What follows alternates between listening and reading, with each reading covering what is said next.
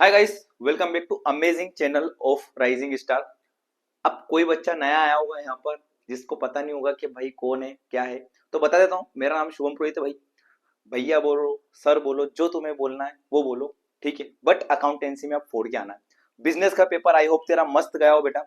नहीं गया तो जो भी तेरा गया उसको साइड में रखो, अकाउंटेंसी पे अब आ जाओ। यहाँ पर मैंने बोला था कि 5 बजे अपन मिलने वाले हैं। जिसने पहले से सब्सक्राइब करके रख रखा हो उसको पता होगा कि 5 बजे क्या होने वाला है। 5 बजे ब्रह्मास्त्र सीरीज हमने लॉन्च करी। पिछले साल की तरह इस साल भी लॉन्च करी और इसमें से क्वेश्चन उठ के आएंगे तेरी एग्जाम में। इस बात की गारंटी मैं देता हूँ। अब बात ये सुनना है कि हमारा पहला जो पार्ट है वो थ्योरी का पार्ट है। सेकंड आएगा न्यूमेरिकल का, थर्ड आएगा फिर न्यूमेरिकल का, फोर्थ भी आएगा न्यूमेरिकल का। वो बता दो, तुम्हें स्ट्रेटेजी में देख लिया होगा तुमने। चलो स्टार्ट करते हैं इंपोर्टेंट थ्योरी बिना टाइम वेस्ट करे हुए। सबसे पहले हिंदी इंग्लिश दोनों मीडियम में, तो कमेंट में ये बात दिक्कत देना कि हिंदी में नहीं है भैया, इंग्लिश में नहीं है, दोनों मीडियम में बना रहा हूँ बेटा, ठीक है। तो दोनों के लिए है अपने। सबसे पहले हिंदी मीडियम के लिए, साझेदारी अधिनियम 1932 के अनुसार परिभाषा दीजिए। पहला क्वेश्चन आ सकता है। फर्म से क्या आशय, दूसरा क्वेश्चन भाई साहब। लाभ गारंटी क्या होती है, तीसरा क्वेश्चन भैया। साझेदारी की विशेषता समझाइए, ये बताना है आपको। साझेदारी संलेख के अभाव में होने वाले लागू नियम, मोस्ट इंपोर्टेंट भैया, ठीक है ना। लाभ हानि नियोजन खाता, मोस्ट इंपोर्टेंट भैया। साझेदारी संलेख से क्या आशय, मोस्ट इंपोर्टेंट। और स्थायी पूंजी और अस्थायी पूंजी में अंतर, अस्थिर है या अस्थायी, ये आने के चांसेस है भैया ज्यादा। 8वां वाला क्वेश्चन बिल्कुल अच्छे से करके जाइएगा। फिर आगे क्या पढ़ेंगे अपन, आहरण के ब्याज पर निकालने वाली विधियों का वर्णन कीजिए बेटा, ये आपको बताना है। आगे बढ़ते हैं अपन।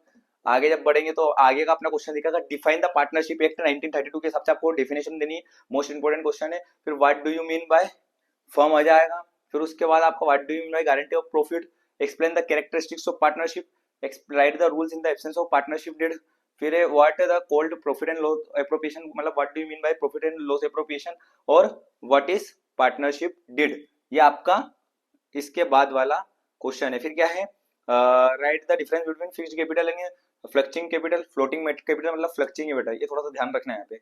Describe the method of IOD, interest on drawing के बारे में आपको बताना है। इंटरेस्ट ऑन ड्राइंग की कौन कौन सी 3 विधियां होती है, मतलब 3 मेथड होती है, आपको ये बताना है। आगे बढ़ते हैं चैप्टर नंबर 2। चैप्टर नंबर 2 में क्या है, साझेदारी के फर्म के पुनर्गठन से क्या तात्पर्य है। फिर साझेदारी फर्म के पुनर्गठन की स्थिति और परिस्थिति बताना इंपॉर्टेंट है ये भी। त्याग और लाभ अनुपात, ये अच्छे से कर लेना भैया, इसके आने के हाई चांसेस है। क्वेश्चन नंबर 3, ठीक है। ख्याति की विशेषता, ख्याति के उत्पन्न होने वाले कारण, ख्याति की प्रकार कितने प्रकार की होती है, 3 प्रकार की होती है भैया, हाँ बिल्कुल। सामान्य लाभ और अधिलाभ में अंतर, फिर ख्याति की मूल्यांकन की आवश्यकता क्यों होती है, ये बताइए आप। अब इंग्लिश मीडियम में जाओ भैया, क्या क्वेश्चन है आगे, what do you mean by reconstitution of partnership firm. फिर अगला क्वेश्चन क्या है बेटा तेरा, what are the condition circumstance of reconstitution of partnership firm. फिर अगला क्वेश्चन क्या है, write the difference between sacrifice and gaining ratio. Sacrifice gaining ratio अच्छे से पढ़ के जाइएगा भाई, डिफरेंस बहुत इंपॉर्टेंट है, बार बार बोल रहा हूँ। फिर what are the characteristics of goodwill.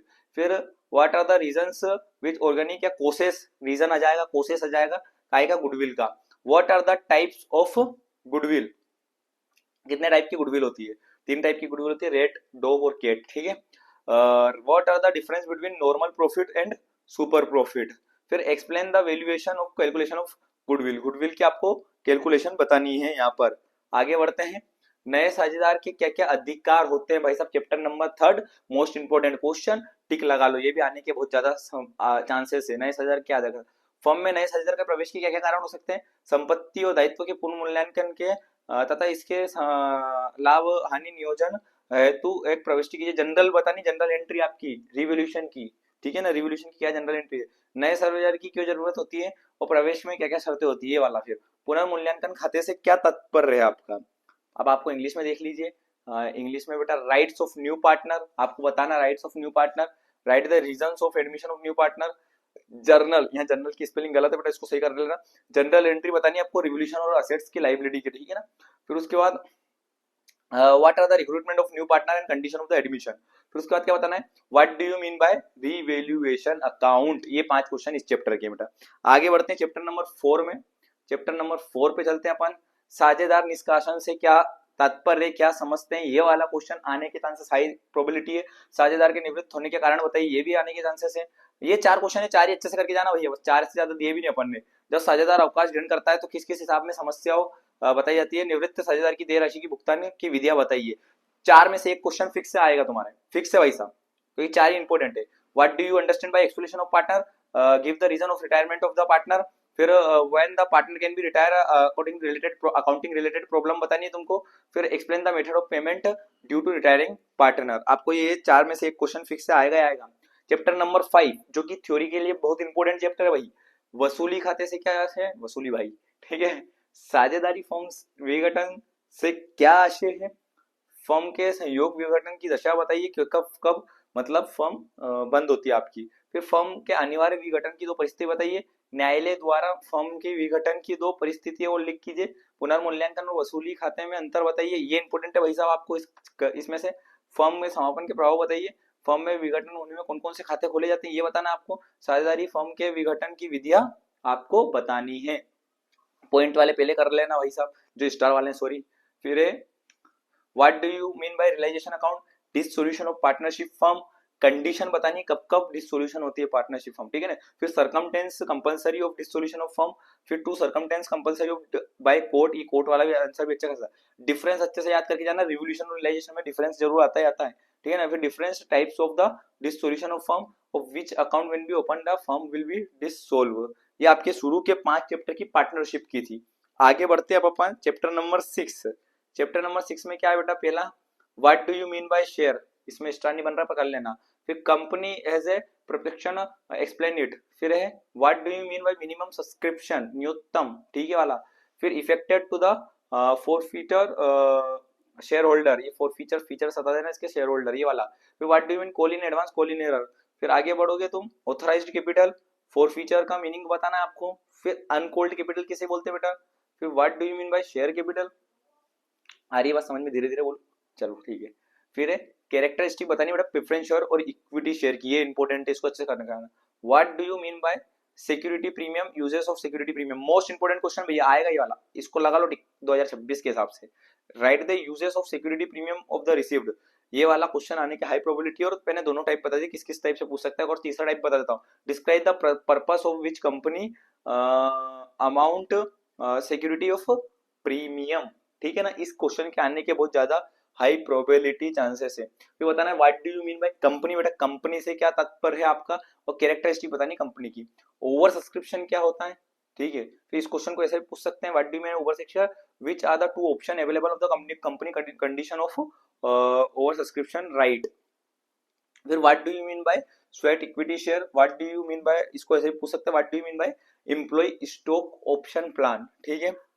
Right the effect of forfeiture share, फिर डिफरेंस बताना है तुमको किसका, इक्विटी शेयर और प्रेफरेंस शेयर का, शायद ऊपर भी बता दिया था मैंने, शेयर और स्टॉक का, और कैपिटल रिजर्व और रिजर्व कैपिटल का, ये तीन डिफरेंस अच्छे से करके जाना, एक डिफरेंस आपका एग्जाम में आने के चांसेस हाई प्रोबेबिलिटी है। प्रोसीजर अच्छे से करके जाना, फोर फीचर के प्रोसीजर, फिर explain the brief category of company divided, ये अच्छे से कर लेना, वो सुबह अनकॉल्ड कैपिटल, कैपिटल रिजर्व, ये सब इसके अंदर ही आते हैं वही सब, ठीक है ना। फिर टाइप्स करना है तुमको प्रेफरेंस शेयर के, फिर आगे जनरल एंट्री लिखनी है इशू ऑफ शेयर की, ठीक है। अब तुमको लग रहा होगा भैया बहुत जल्दी जल्दी बोल रहा है, बेटा टाइम भी कहाँ है ना, 2 दिन ही तो है, तो जल्दी जल्दी निकालना पड़ेगा अपने को, बट समझ में सब आएगा, ठीक है ना। ऐसी टेंशन मत लेना कि समझ में नहीं, सब कुछ समझ में आएगा, धीरे धीरे चलते चलो।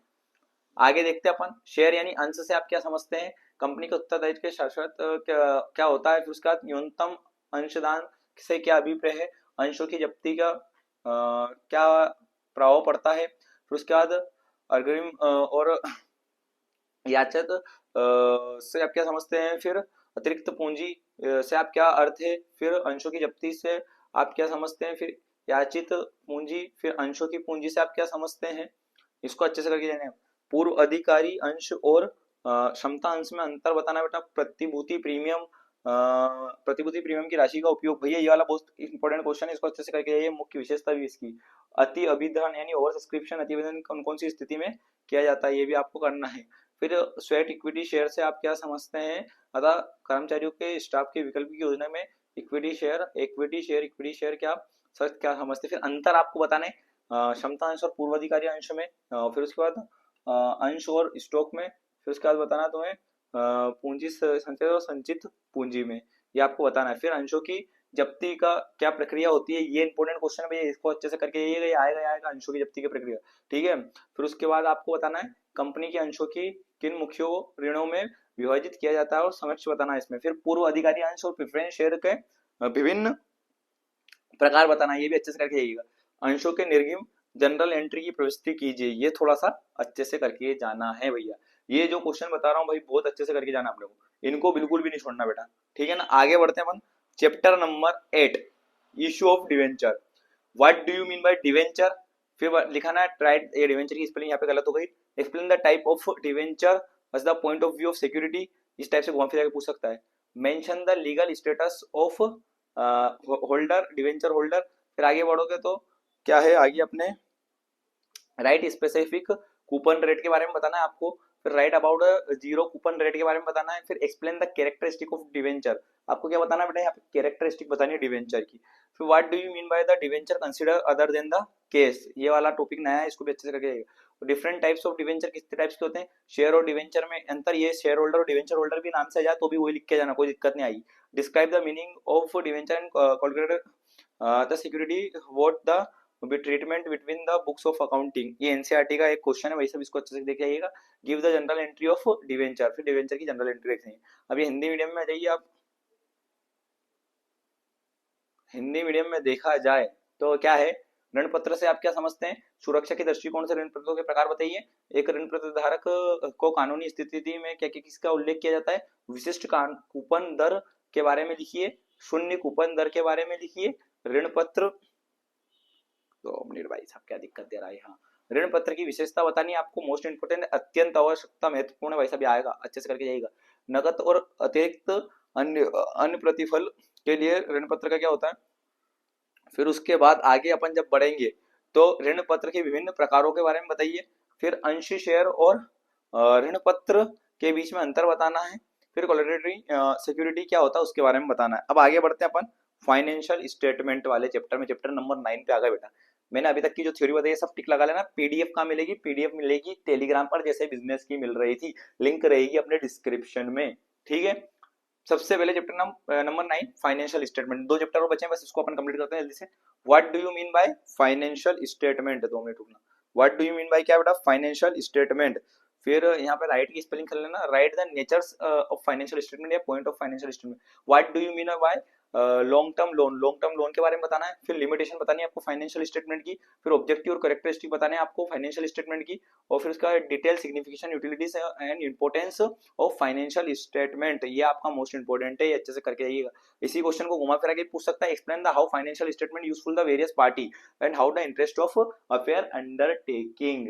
ये वाले कुछ क्वेश्चन है जो आराम से पढ़ के जाना, अच्छे तरीके से पढ़ के जाना। Right the essential quality of financial statement. फिर राइट द 5 टेंजिबल असेट्स और 5 इंटेंजिबल असेट्स बनानी है under the schedule 3 balance sheet के आराम से बतानी है आपको। फिर एक क्वेश्चन अच्छे से पढ़ के जाइएगा, सब हेड और अंडर हेड का, ये क्वेश्चन आएगा अल्लाह हम बैलेंस शीट, अगर आपने बैलेंस शीट पढ़ी होगी तो आपको बन जाएगा ये वाला क्वेश्चन। आगे अपन बढ़ते हैं वित्तीय विवरण। वित्तीय विवरण से आप क्या समझते हैं, वित्तीय विवरण की प्रकृति बताइए। फिर दीर्घकालीन ऋण से आप क्या समझते हैं, वित्तीय विवरण की सीमाएं बतानी आपको, वित्तीय विवरण उसके उद्देश्य और विशेषता बतानी, वित्तीय विवरण के महत्व, उपयोगिता, सर्कता, ये अथवा विभिन्न पक्षों में, ये वाला आपको क्वेश्चन पूछ सकता है इस टाइप से आपसे, ठीक है ना, इसको याद रखिएगा। फिर उसके बाद एक अच्छे वित्तीय विवरण के क्या क्या गुण होते हैं। फिर अनुसूची शेड्यूल 3 के हिसाब से फिक्स्ड असेट्स के 5 मतलब ये बताना टेंजिबल, मूर्त और अमूर्त संपत्ति कौन कौन सी होती है। फिर मुख्य और शीर्षक उप शीर्षक सब हेड बताने, उसके बैलेंस शीट के हिसाब से बताना है आपको। बस ये आपका क्वेश्चन यहाँ पर हो जाएगा। ये आपके चैप्टर नंबर 9 के बाद 10 है, या डाला नहीं हेडिंग पर याद रखना। Right the advantage of accounting ratio बताने बेटा आपको। फिर लिमिटेशन बतानी है अकाउंटिंग रेशियो और एनालाइज की, ठीक है। फिर इंपोर्टेंस बताने और ऑब्जेक्टिव बताने अकाउंटिंग रेशियो के। लिक्विड रेशियो क्या होता है, उसके importance, current and liquid ratio के, ठीक है। फिर how should be study the solvency of problem. फिर difference between the current ratio और लिक्विडिटी रेशियो, ठीक है। फिर explain the terms of gross profit, quick ratio, long term ratio, current ratio, इनके बारे में बताना, और कैसे अपन सीओजीएस यानी कॉस्ट ऑफ गुड्स फाइंड करते हैं। अब इसका हिंदी मीडियम देख लीजिए भैया, लेखांकन अनुपात से लाभ बताने आपको। फिर अनुपात विश्लेषण और लेखांकन अनुपात की सीमा बतानी है आपको। फिर लेखांकन अनुपात के महत्व, उद्देश्य की व्याख्या करनी है आपको। फिर तरलता अनुपात क्या होता है और चालू अनुपात क्या होता है, ये बताना आपको। फिर आगे जब अपन बढ़ते हैं, सोल्वेंसी प्रॉब्लम बतानी है आपको, करंट रेशियो और लिक्विड रेशियो में अंतर बताना है। फिर उसके बाद आपको निम्नलिखित टर्म्स हो के अपने को बताना है, सकल लाभ क्या होता है, क्या होता है, दीर्घकालीन ऋण क्या होता है, चालू अनुपात क्या होता है, और सीओजीएस क्या होता है। चैप्टर नंबर 11, लास्ट चैप्टर इस क्लास का, ठीक है ना। कुछ 20 मिनट की भी वीडियो नहीं गई होगी मेरे हिसाब से, आप पर चल भी गई हो तो देखते हैं अपन अभी। तो बहुत जल्दी जल्दी मैंने बता दिया क्वेश्चन, ये सबकी पीडीएफ का मिलेगी भैया, ये पीडीएफ मिलेगी आपको टेलीग्राम पर, टेलीग्राम पे चल जाना भाई, सब मिल जाएगा। What do you mean by cash equivalent, फिर है what do you mean by cash flow statement, फिर है write the objective of cash flow statement, फिर mention the items and source of cash flow statement, फिर write down the items uses of cash flow statement, फिर write the major cash for preparation of cash flow statement, explain the operating activity, operating activity के बारे में बताना भैया, ये important है। Difference between cash flow और फंड फ्लो का बताना है, और डिफरेंस बिटवीन कैश फ्लो और ये बजट का भी आपको अच्छे से करके जाना है, ठीक है। फिर आगे बढ़ते हैं, ये यहाँ नीचे लिखा रहा था वो वाला। फिर इंपोर्टेंस या बेनिफिट या ऑब्जेक्टिव के नाम से आगे, एडवांटेज के नाम से आगे कैश फ्लो स्टेटमेंट के। फिर write the major cash flow and outflow financial activity, explain the major cases of investment activity, write the difference between cash flow and fund flow. फिर आगे अपन बढ़ते हैं, नगद नगद तुल्य से आप क्या समझते हैं, नगद प्रवाह से क्या समझते हैं, और फिर नगद प्रवाह विवरण से क्या उद्देश्य है, फिर रोकड़ प्रवाह ही है ये, ठीक है ना। फिर रोकड़ प्रवाह विवरण के स्रोत को अंतर्गत उल्लेख कीजिए, फिर नगद प्रवाह या फिर अनगत उपयोगों में क्या क्या यूज करते हैं अपन, इसके बारे में बताना है आपको। आगे बढ़ते हैं, रोकड़ प्रवाह विवरण के तैयार करने के क्या क्या प्रमुख उद्देश्य होते हैं, फिर प्रचलन गतिविधियों के बारे में बताना, ऑपरेटिंग एक्टिविटी के बाद फिर रोकड़ प्रवाह और नगद बजट में आपको अंतर बताना है। फिर आगे बढ़ते हैं, तो अपन नगद प्रवाह विवरण के महत्व उद्देश्य बताने हैं आपको, फिर वित्तीय गतिविधि बतानी है आपको, प्रमुख चीजें बतानी, निवेश गतिविधियों से प्रमुख अंतर बताइए। फिर उसके बाद नगद प्रवाह के विवरण का बताइए, फिर कोष प्रवाह विवरण के बारे में आपको अंतर बताना है।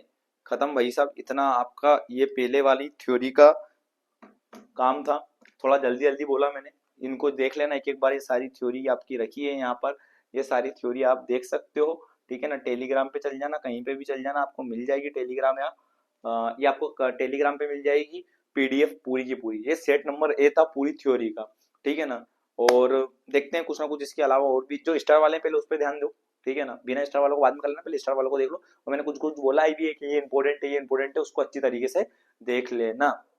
एमपी बोर्ड में इसी के अंदर से तुम्हारी थ्योरी आने वाली है, तो पहले थ्योरी को निपटा दो, और चलते हैं, मिलते हैं आप सेकंड नंबर के सेट में, ठीक है ना। 4 सेट आएंगे, 4 सेट के बाहर कुछ भी नहीं आएगा, ठीक है ना।